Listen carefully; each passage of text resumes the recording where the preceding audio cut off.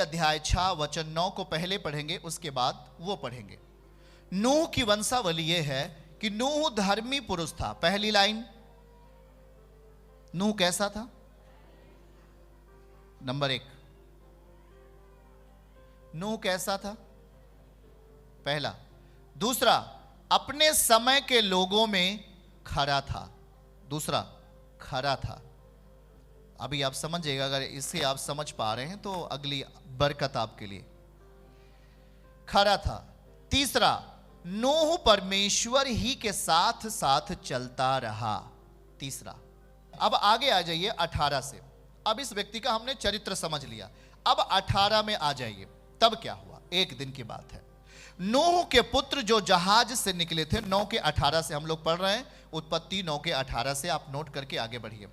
नूह के पुत्र जो जहाज में से निकले वे सेम, पहला बेटे का नाम सेम, हाम और एपेत था। हाम कनान का पिता हुआ। 19 में लिखा है नूह के 3 पुत्र यही हैं। ये नूह के तीनों पुत्र हैं, हा? और इनका वंश ही पूरे पृथ्वी पर फैल गया। ओके। 20 पद, नूह किसानी करने लगा। क्या करने लगा? पर उसके अंदर क्या गुण था?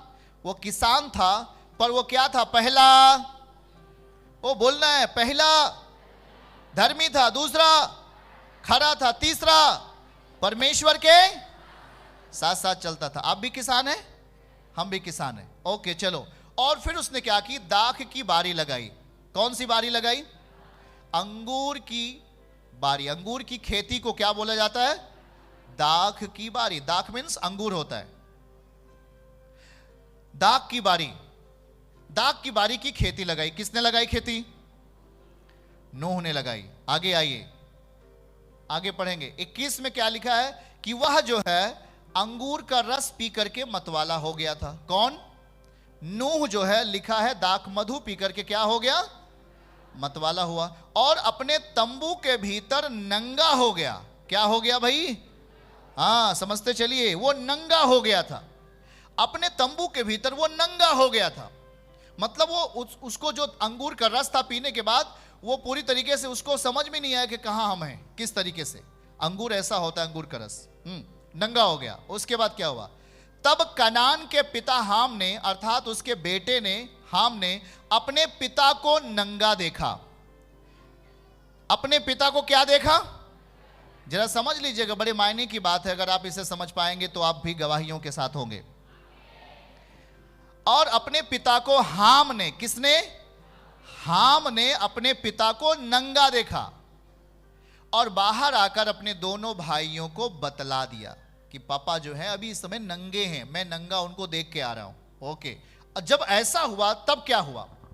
तब सेम और एपेत दोनों ने बुद्धिमानी किया, क्योंकि पिता को नंगा तन देखना आपके लिए श्राप है। आपके लिए श्रापित अवस्थाएं लाता है। जो अपने पिता को नंगे तन को देखता है वो ऑटोमेटिक श्रापित हो जाएगा। और यहां लिखा है कि जब हाम अपने दोनों भाइयों के पास आता है, तो कुछ पिक्चर दिखाते हुए आगे बढ़ेंगे तो अच्छा लगेगा। सेम एपेत दोनों ने कपड़ा लेकर क्या लिया? वो बुद्धिमान थे, उन्होंने जल्दबाजी नहीं किया, क्योंकि मालूम है कि नूह क्या है, नूह कैसा व्यक्ति है। धर्मी व्यक्ति है, खरा व्यक्ति है, और किसके साथ साथ चलता है?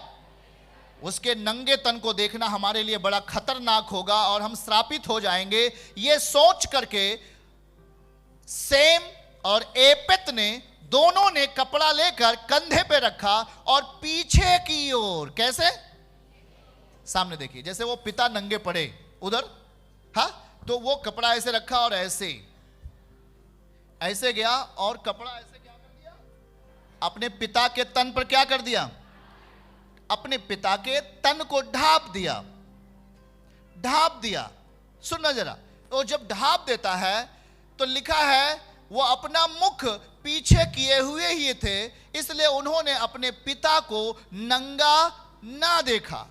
दो भाइयों ने अपने पिता के नंगे तन को नहीं देखा, पर एक बेटा जिसका नाम हाम जिसका नाम हाम है, उसने अपने पिता के नंगे तन को देख लिया और जाकर के अपने दोनों भाइयों को भी क्या कर दिया? बता दिया कि चलो पापा अभी नंगे पड़े हैं। ओ कितना बुरा बात है। आगे फिर क्या हुआ? जब नूह का नशा उतर गया, मतलब दाख मधु का जब नशा उतर गया, तो तब उसने जान लिया कि उसके छोटे पुत्र ने उसके साथ क्या किया है। मैं आपको बताऊं, वो धर्मी व्यक्ति था, वो खरा व्यक्ति था, और वो परमेश्वर के साथ साथ चलने वाला व्यक्ति था, एक आत्मिक व्यक्ति था और आत्मिक संपन्न व्यक्ति था। बोल के बताइए, एक बार मुंह खोलिए, बोलो आत्मिक संपन्न व्यक्ति था। कौन?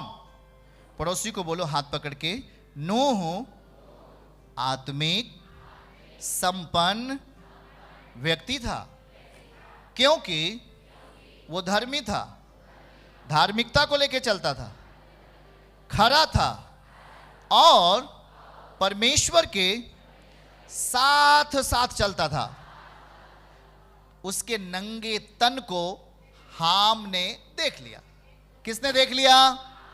जरा ध्यान से सुनिए, एक बेटा अपने माता पिता के नंगे तन को अगर देखे, वो श्रापित हो जाएगा।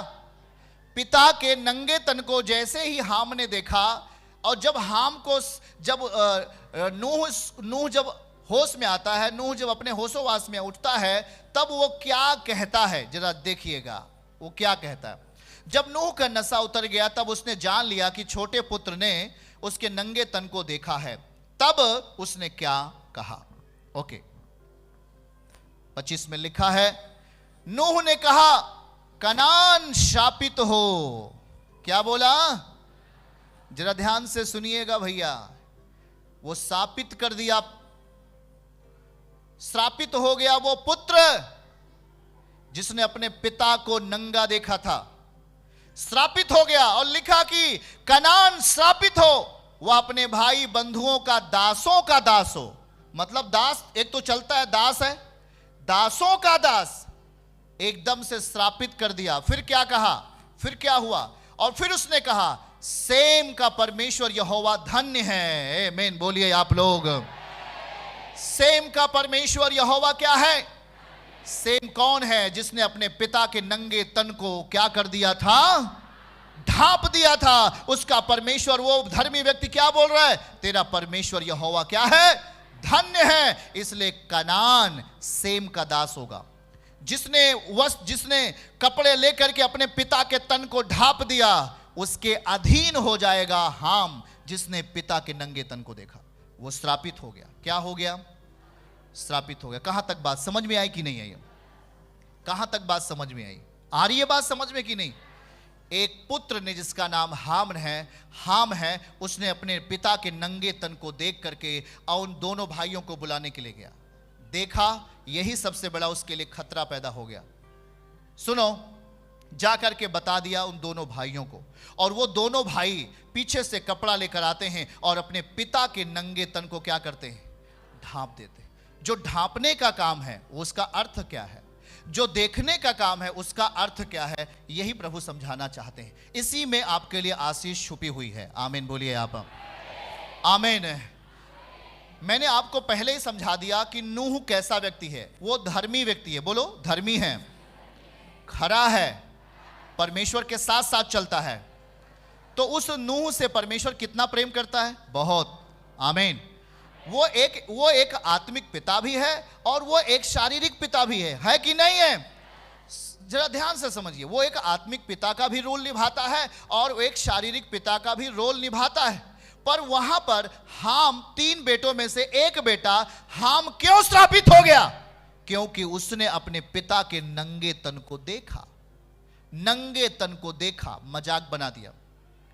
अपने पिता के अंदर बैठने वाले परमेश्वर के, उसके पिता के अंदर रहने वाला खुदा का, उसके पिता के अंदर रहने वाले वचन का, उसके आचरण का, उसके अंदर के उस तीव्र आत्मा का, उस बेटे हाम ने क्या बना दिया? मजाक बना दिया। मजाक बना दिया अपने पिता को, और मजाक बनाने के कारण उसके जिंदगी में श्राप आ गया। और वो वहां बाइबल कहती है कि वो अधीन हो गया, दासों का दास बन गया। मतलब कभी संपन्नता उसके जीवन में नहीं आएगी, कभी भी उसके जिंदगी में संपन्नता नहीं आएगी। जिसने अपने पिता को मजाक बनाया, जिसने अपने पिता की तौहीन की, जिसने अपने पिता को नीचा ले जाने का प्रयास किया, जिसने अपने पिता को बुराइयां की, जिसने अपने पिता के बारे में बुरा शब्द बोला, वो कभी भी वो शख्स बाइबल के वचन के अनुसार आत्मिक दुनिया में कभी संपन्न नहीं हो सकता। ये वचन आपको सिखा रहा है, याद रखना इस बात के लिए। दूसरी तरफ सेम का परमेश्वर धन्य है, क्योंकि उस सेम ऐसा व्यक्ति है जिसने अपने पिता के नंगे तन को नहीं देखा, परंतु कपड़ा लेकर अपने पिता के तन को क्या कर दिया, ढांप दिया। मतलब उस जो चीजें वहां पर उसको करनी चाहिए अपने पिता के महिमा के लिए उसने किया, क्योंकि सेम को मालूम है कि मेरा पिता सामान्य व्यक्ति नहीं है। हालेलुया। मेरा पिता सामान्य व्यक्ति नहीं है, वो धर्मी है। पहला क्या है वो, दूसरा क्या है वो, खरा है, तीसरा क्या है वो, परमेश्वर के साथ साथ चलता है। इसलिए मेरा कर्तव्य है कि मैं उस आत्मिक व्यक्ति का नंगा तन नहीं देखूंगा, क्योंकि मैं अगर उस आत्मिक व्यक्ति का, जो मेरा आत्मिक पिता भी है, जो मेरा शारीरिक पिता भी है, यदि मैंने उसके नंगे तन को देख लिया तो मैं श्रापित हो जाऊंगा। इसलिए वो कपड़ा लेकर गया और अपने पिता के उस महिमा को उसने बढ़ा दिया। और जब पिता की महिमा को बढ़ाया तो बाइबल कहती है, हे सेम, तू धन्य है और तेरा परमेश्वर धन्य है, क्योंकि तेरे वंश से आने वाला है अब्राहम। हालेलुया। तू आशीषों के उस मूल में होगा, यीशु मसीह के नाम में आमीन बोलो। चर्च की सभी प्रार्थनाओं को और परमेश्वर के दास के द्वारा टीचिंग सुनने के लिए और अपडेट्स को जानने के लिए हमारे इस चैनल को सब्सक्राइब करें और साथ में बेल आइकन को दबाएं, ताकि जब भी लाइव प्रार्थना हो तो सबसे पहले आप देख सकें।